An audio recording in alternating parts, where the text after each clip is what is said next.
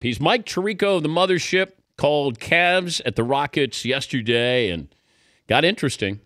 Got chippy. When did it get chippy, Mike? The LeBron drive when Beverly is trying to take a charge and gets bowled over. First off, just think about that for a second. Do you want to get in front of the freight train coming down the lane? But that's what Beverly is. So he's got a chip. I love watching him play. That started the whole thing. I mean, LeBron didn't play the first game against these guys, Dan. There's no great history. LeBron and Harden are USA teammates, so it was bizarre that it got that chippy that fast. Okay, what's the NBA going to do with Harden? It's a tough one here, especially when LeBron kind of calls them out and says, that's not a basketball play. They'll have to look at that. In other words, I'm inviting you to suspend him. That's a tough one. I don't know if he gets a suspension. Maybe he gets a game. But in the middle of the screen, there was so much physical play going on that it almost was inevitable something was going to happen. And it's a kick to the groin, the same as a attempted punch at the face. That's what they've got to decide. And was Harden just trying to get him off of him, or was he aiming for the 5-hole for the hockey term? Here we are with LeBron missing free throws down the stretch again. This used to be that habit that surfaced in clutch time. How much should we be killing him to go 3 for 11? Yeah, that's bad. We know that's bad because he had that struggle, then became a good free throw shooter. But to see that, if this had happened pre-championships, we'd shut down the network with what's wrong with LeBron conversation. I think by winning 2 and by hitting a ton of clutch shots along the way, he's built a reservoir of comfort in this. Maybe not a passion bucket, but a reservoir or something. Sorry. I think he'll get some criticism, understandably so. But credit him.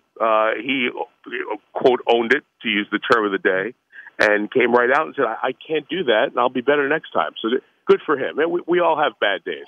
The improvement of the Cavs has been pretty remarkable here, Mike. They've gone from, we thought a coach was going to be fired to, I guess, the best team in the NBA. How did that happen so quickly? I think the pieces added, Dan, were really good and gave them what they need. J.R. Smith, focused and attentive, not out in New York every night. J.R. Smith, by his own admission, he gives them the three-point shooting. Shumpert gives them a wing defender off the bench.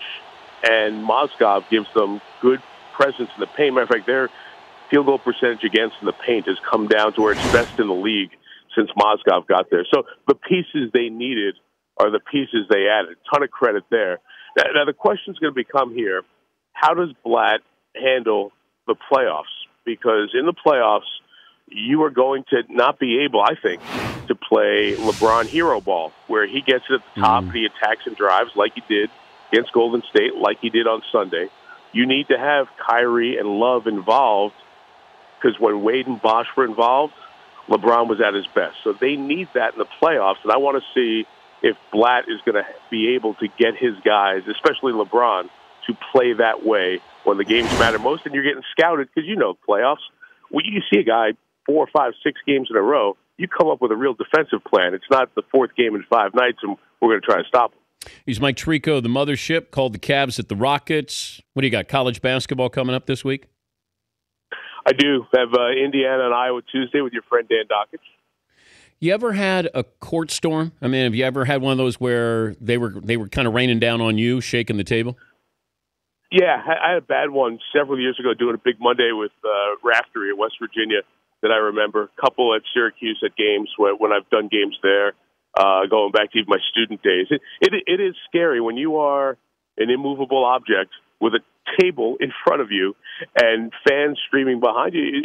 It's a definite safety concern. I thought the way it happened at Maryland last Tuesday when they beat Wisconsin, they did it the right way. They had security around the proper areas. The guys had plenty of room to do the handshake, get the visitors off the court, and it was an orderly flow. Like, they controlled their hand on the tap. There was an orderly flow of the fans. It wasn't just people running over fences and barricades to get on the court. If it's going to happen, then happening that way at least gives everybody a chance to be safe. Kentucky go undefeated? Absolutely. Absolutely. You watch them. I feel like when I watch them, they're getting better, and they're playing more confidently. And I think that they are now. Calipari's done a really good job. We can criticize John for the the one and done, for how out front he is all the time. Come mic me during a game. Come to my practice. I'm going to do a combine for my players on TV. You can criticize it for all that. But he has done what Phil Jackson was always brilliant at. He took a lot of talented people with a lot of big resumes and big hopes, and he has them sacrifice it for each other. And when you watch this Kentucky team, they're unselfish, they're together, and I think a building thing. I don't know who is equipped to beat them in a one and done. I really don't. I compliment Calipari. I don't criticize. He basically said, okay, what are the rules? Now I'm going to use the rules to my advantage. They aren't his policies. He's just basically saying, if this is what it is, I'll be better than anybody else with these policies. It's akin to the golfer who hits it 70 yards to the right at a tour event, but he's got a broadcast tower from a hole away in his line of sight, and he gets a drop 30 yards in a different direction to have a clear path to the hole. It doesn't feel like it's fair, but those are the rules. So use them to your advantage, and they're there for you. And he's done it. Now, I don't think where we've gone with college athletics in general is healthy for the future of the sport. It's really become the minor leagues for the pros. But, like you said, given what he's got, given the resources he has at Kentucky, it's a perfect fit. And the Kentucky fans have embraced it as well. So good for all of them. And to have an undefeated team is really giving the sport a face, because without the guys staying for 2 or 3 years, the sport becomes faceless. Well, that's what I've been railing on, Mike. But, every time I do it, you get the I'm the old man telling you get off my lawn. I just want to get to know these players before March. I want games to mean something, or I'm told they mean something. How does it change, and does it change? It's going to take a huge, huge curve to adjust all this, Dan. The genie's way out of the bottle at this point. Let me give you an example of why it would be better for everybody involved. All the kids are trying to do is get their NBA contract clock started so they can get through their first deal and get to a next deal. Go look at the NBA rookies and scoring of rookies in the NBA. Find me a rookie that is participating and contributing to a team that's in the playoff mix in the rotation. You almost can't find one. All these guys are on bad teams. Now, is that making them better? No. Is it making the NBA better? Maybe down the line, but they all become developmental projects.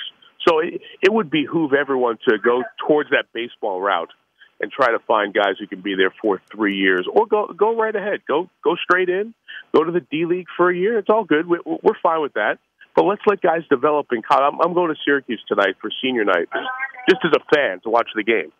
And I'm excited to watch Rakeem Christmas, because there's a guy who developed through college, who's actually turned himself into a player who can go play in the NBA next year, who you wouldn't have even dreamed of saying that a year ago. Wait. Are you going to Syracuse to get a curtain call just like Van Pelt did at Maryland? Is that all this is, Mike?